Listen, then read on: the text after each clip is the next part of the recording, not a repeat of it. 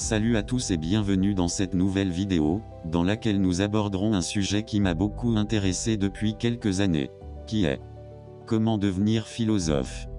Il existe plusieurs techniques et méthodes qui sont enseignées pour devenir un philosophe.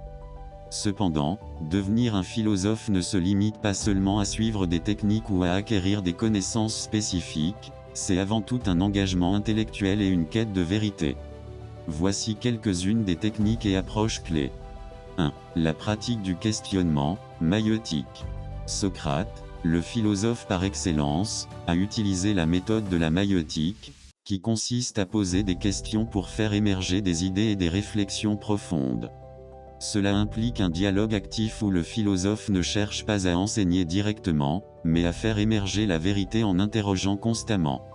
Cette approche encourage un processus de réflexion qui pousse à remettre en question les présupposés, à clarifier les concepts et à approfondir les idées. 2. La lecture critique des textes philosophiques. Lire les grands philosophes, anciens et contemporains, est essentiel pour un philosophe. Cependant, il ne s'agit pas de lire passivement.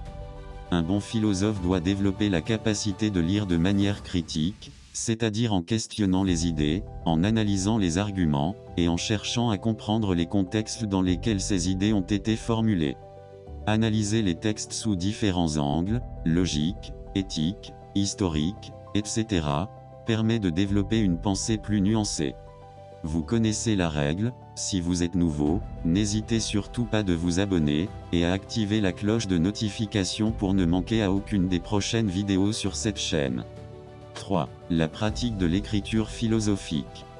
Écrire est un exercice fondamental pour structurer sa pensée. La rédaction de textes philosophiques permet de clarifier des idées, de les organiser et de les confronter aux critiques d'autrui. Un philosophe en herbe doit pratiquer l'écriture argumentative, présenter des idées de manière logique et cohérente, et défendre des thèses avec des preuves et des raisonnements solides. Et jusqu'ici, si vous trouvez le contenu intéressant, n'hésitez pas de vous abonner, et à activer les cloches de notification, pour ne manquer à aucune des prochaines vidéos sur cette chaîne. Et on continue. 4. Le raisonnement logique et l'argumentation. La capacité à raisonner logiquement et à construire des arguments solides est essentielle pour tout philosophe. Les techniques de logique formelle, comme la syllogistique aristotélicienne ou la logique moderne, sont des outils puissants pour structurer la pensée et l'argumentation. Un philosophe doit apprendre à éviter les sophismes, raisonnements fallacieux, et à formuler des arguments clairs et convaincants. 5. L'introspection et la réflexion personnelle. Devenir philosophe demande également une profonde introspection. Cela implique de réfléchir sur soi-même, sur ses propres croyances et valeurs.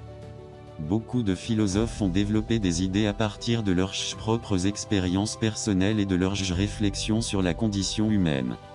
La philosophie de l'existence, comme celle de Sartre ou de Kierkegaard, insiste particulièrement sur l'importance de la réflexion sur l'individu, ses choix et son existence. 6. La confrontation avec des idées opposées. Un philosophe ne doit pas se limiter à des idées qu'il ou elle partage, il ou elle doit également rechercher des opinions opposées et les examiner attentivement. Cette confrontation est essentielle pour affiner sa pensée et tester la solidité de ses convictions. Cela implique aussi de participer à des débats intellectuels, de confronter ses idées à celles des autres, et d'être prêt à réévaluer ses positions à la lumière de nouveaux arguments. 7. La recherche de la sagesse et de l'éthique.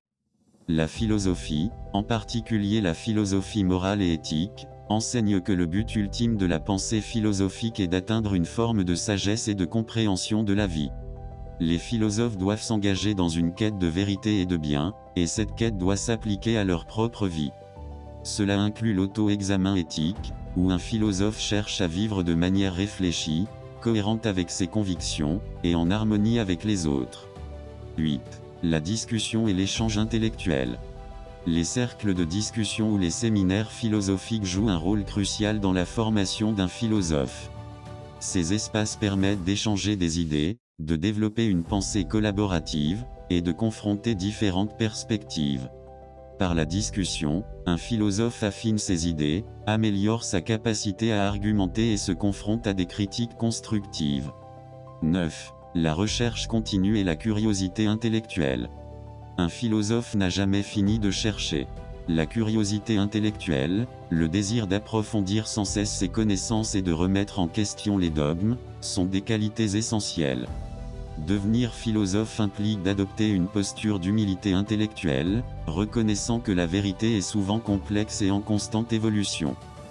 Devenir un philosophe n'est pas une question de simple technique ou de recette à suivre, mais une quête personnelle et intellectuelle constante, qui combine la rigueur de la réflexion, la capacité de questionner les évidences, et la volonté d'explorer le monde sous de multiples perspectives.